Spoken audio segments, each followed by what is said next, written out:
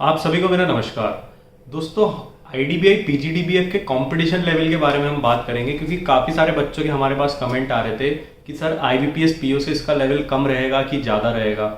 इसका जो एग्ज़ाम है वो एग्ज़ाम जो है आपको निकालने के लिए उतनी मेहनत करनी पड़ेगी जितनी आपको क्लर्क निकालने के लिए करनी पड़ती थी, पीओ निकालने के लिए करनी पड़ती थी। इसका लेवल क्या रहेगा?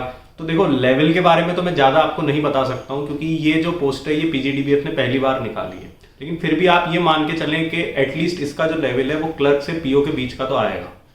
अब बात करें हम कंपटीशन लेवल की, तो कंपटीशन लेवल जो इसका है, जो काफ़ी सारे नए बच्चे हैं उनको ये सोच के गुमराह किया जाता है कि इसका जो कंपटीशन लेवल है वो आईबीपीएस पीओ से, आईबीपीएस क्लर्क से कम रहेगा। अब हम अगर इसका टोटल रजिस्ट्रेशन देखें जो एंड टाइम तक हुआ था, तो लगभग अप्रॉक्स 1,02,000 के करीब था। अब इसके अंदर कई बार ऐसा होता है कि कुछ बच्चे 2 बार 3 बार भी फॉर्म फिलिंग कर देते हैं, किसी से कोई मिस्टेक हो जाती है, और कई बच्चे जो हैं वो एग्जाम के दिन पेपर देने भी नहीं जाते हैं। किसी का कहीं सिलेक्शन हो जाता है, किसी के साथ कोई दूसरा कारण होता है। तो फिर भी हम मान के चलें तो इसके अंदर 80 से 90 हज़ार के बीच अगर हम अटेंडेंस लेके चलें, तो एक 90,000 का आंकड़ा पकड़ के अगर हम चलें, तो टोटल सीटें इसके अंदर 600 है। तो यानी एक सीट पे 150 बच्चों के बीच का इसके अंदर कॉम्पिटिशन है।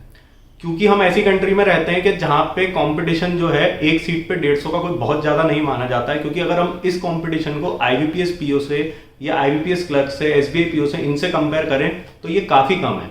लेकिन उसके बावजूद भी आप इस भूल में ना रहें कि ये कंपटीशन कम है तो इसके लिए तैयारी का लेवल उतना नहीं चाहिएगा, क्योंकि बहुत सारे बच्चे ऐसे होंगे जो IBPS PO clerk, SBI PO clerk target करते हैं और केवल प्रैक्टिस के लिए पेपर देने जाते हैं।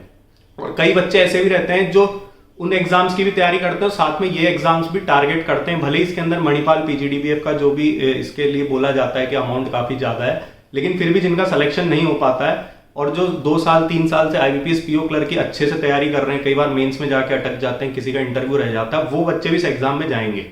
तो इतना आसान आपके लिए नहीं होने वाला है। मैं ये डराने के लिए नहीं बोल रहा हूँ, मैं आपको ये रियलिटी बता रहा हूँ, ताकि आप जो अपना एग्जाम की तैयारी है वो पूरी जी जान लगा के करें। क्योंकि जिनके पास जॉब नहीं है उनके लिए सबसे पहले एक जॉब लेना बहुत इंपॉर्टेंट है, उसके बाद सारी बात निकल के सामने आती है।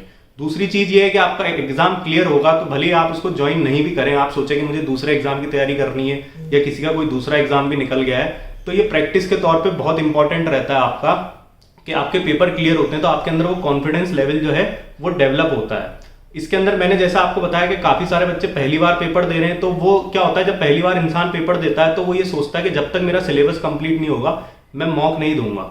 तो ऐसे बच्चों के लिए स्मार्ट कीड़ा जो है वो टॉपिक वाइज मॉक टेस्ट लेके आया है। यानी जैसे रीजनिंग के अंदर जो अलग अलग टॉपिक्स आते हैं, एप्टीट्यूड के अंदर टॉपिक आते हैं, इंग्लिश के अंदर टॉपिक आते हैं, तो वो टॉपिक वाइज छोटे छोटे टेस्ट लेके आया है। तो आप उन टेस्ट को जरूर दें जिससे आपका कॉन्फिडेंस जो है वो थोड़ा सा इंक्रीज हो। मैं लिंक नीचे डिस्क्रिप्शन बॉक्स में शेयर कर रहा हूं, तो आप वहां से जाके देख सकते हैं। तो दोस्तों, ये मैंने एक छोटा सा वीडियो बनाया था आपको आईडीबीआई पीजीडीबीएफ के कंपटीशन लेवल के बारे में बताने के लिए। कंपटीशन लेवल भले ही हम इसको देखने में कह सकते हैं कि थोड़ा कम है, लेकिन ऐसा नहीं है। एग्जाम लेवल हम कह सकते हैं कि इसका आईबीपीएस पीओ जितना नहीं रहेगा, लेकिन कंपटीशन लेवल जो है वहां पे पर सीट रेशियो निकाले तो भले ही आईबीपीएस पीओ का ज्यादा निकल के आता है, लेकिन जो इसकी सीटें हैं वो 600 सीट्स है और लगभग 1 लाख के करीब इसकी फॉर्म फिलिंग हुई है। तो काफी सारे बच्चे, जैसा मैंने वीडियो के पहले भी कहा आपको, कि वो सारे एग्जाम की तैयारी करते हैं और केवल प्रैक्टिस के लिए पेपर देने जाते हैं।